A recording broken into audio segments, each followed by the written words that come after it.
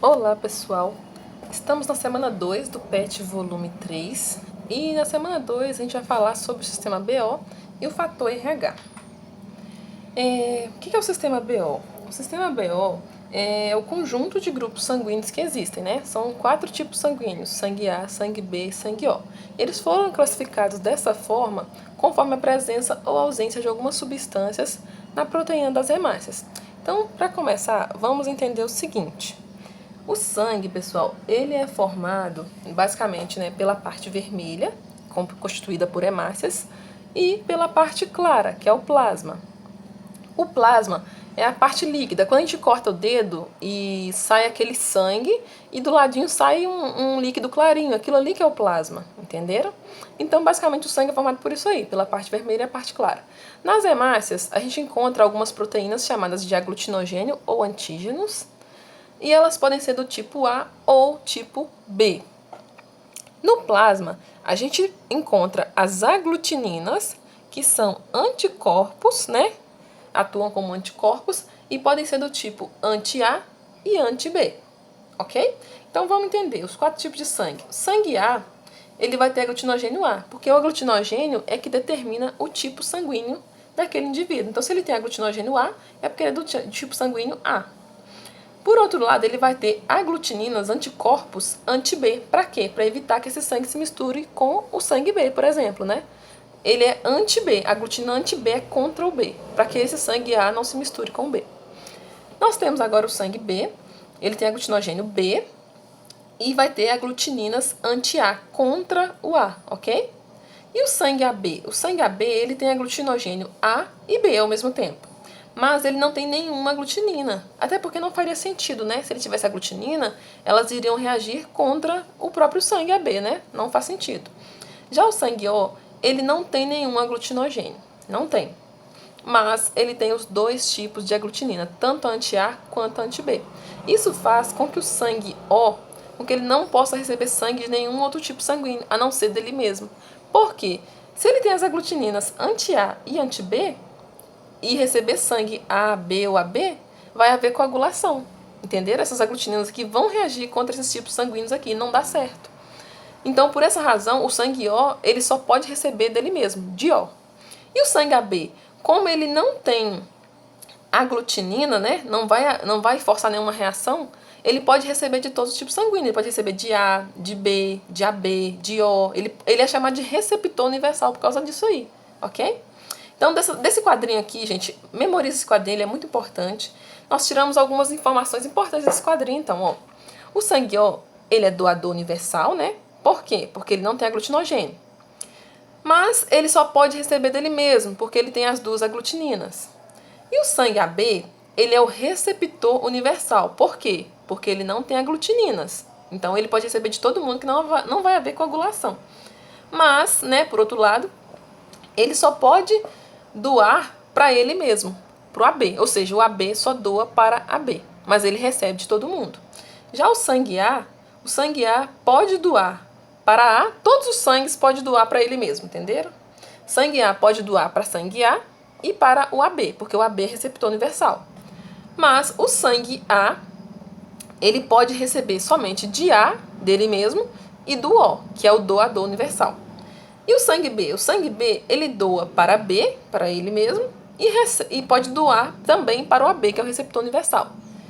E como que ele faz para receber? Ele pode receber de B, dele mesmo, e ele pode receber do O, que é o doador universal, ok? Então, basicamente, são essas informações aí importantes. Agora vamos ver aqui quais são os fenótipos e genótipos, né, do sistema BO. Para o fenótipo A, nós temos o genótipo IA ou IAzinho. Para o fenótipo B, temos IB ou IBzinho. Temos agora aqui no fenótipo AB, IA e B. E no O, Izinho. O Izinho, ele é recessivo, gente. E no caso do IA e B, no IA e B, nós temos uma relação de codominância. Ou seja, os 2 alelos estão se expressando ao mesmo tempo. Entenderam? Eles são codominantes entre si, mas em relação ao sangue O, por exemplo, eles são dominantes. Tanto o IA quanto o IB é dominante em relação ao Izinho, ok? Então, pronto aí, vamos para a próxima. Como que é feita o teste de tipagem sanguínea? Gente, presta atenção aqui. sobre uma lâmina, nessa parte azul aqui, a gente coloca 2 gotinhas, né, de sangue. Na primeira gotinha, coloca aqui o soro anti-A, na segunda, o soro anti-B e observa a reação de aglutinação. Então vejamos aqui, na primeira porção de sangue foi colocado o soro anti-A, não aconteceu nada, não coagulou. Na segunda, colocou aqui o soro anti-B e o sangue coagulou. Então eu posso garantir que esse sangue é do tipo B. Se eu jogo o soro anti-B e ele coagula, é porque esse sangue é do tipo B, ok? Segunda opção aqui, ao colocar o soro anti-A, o sangue coagulou. Então esse sangue é do tipo A, ok? Quando colocou o anti-B não aconteceu nada, por quê? Porque o sangue A, naturalmente, ele já tem a aglutinina anti-B, então não fez diferença adicionar mais um pouco, ok? Na terceira opção, tanto no soro anti-A quanto no soro anti-B, houve coagulação. As 2 porções de sangue coagularam. Isso indica que esse sangue só pode ser do tipo AB, ok? E aqui na quarta opção, né, 2 amostras de sangue, tanto com soro anti-A quanto com soro anti-B, não aconteceu nada, não houve coagulação. Isso nos indica que esse sangue é do tipo O. Por quê? O sangue O não vai sofrer reação de coagulação porque ele não tem aglutinogênio, né? Então essas aglutininas não teria com quem reagir. Agora vamos falar um pouquinho sobre o fator RH. O fator RH é uma outra proteína que também foi encontrada nas hemácias, né? Na superfície das hemácias, e ela guarda relação com as transfusões sanguíneas. O fator RH é determinado pela presença ou ausência nas hemácias. Quem tem esse fator RH no sangue é chamado de RH positivo, quem não tem é chamado de RH negativo. Quais são os genótipos? Para o RH positivo, Rzão, Rzão ou Rzão, Rzinho. Para o RH negativo, temos o Rzinho, Rzinho, que é recessivo. Dessa relação aqui de fator positivo, RH positivo negativo, pode haver uma doença chamada eritroblastose fetal ou doença hemolítica do recém-nascido. Vejamos então, como que isso acontece? Uma mulher, quando ela é RH negativo, né? Se ela tiver um filho e esse filho for RH positivo, com certeza o pai dele era positivo também, né? Mas enfim, quando no momento do parto, o sangue desse bebê que tem o RH, que é RH positivo, se mistura com o da mãe, que é RH negativo, daí o corpo dela começa a produzir aglutininas anti-RH, porque ela não tinha RH e o corpo dela não quer aquele RH que misturou com o sangue do bebê, né? Então, o corpo dela começa a produzir as aglutininas, os anticorpos anti-RH. Mas não acontece nada com essa primeira criança, ela vai ser saudável. Caso essa mãe venha a ter um segundo filho, essa criança vai desenvolver a doença hemolítica do recém-nascido. Por quê?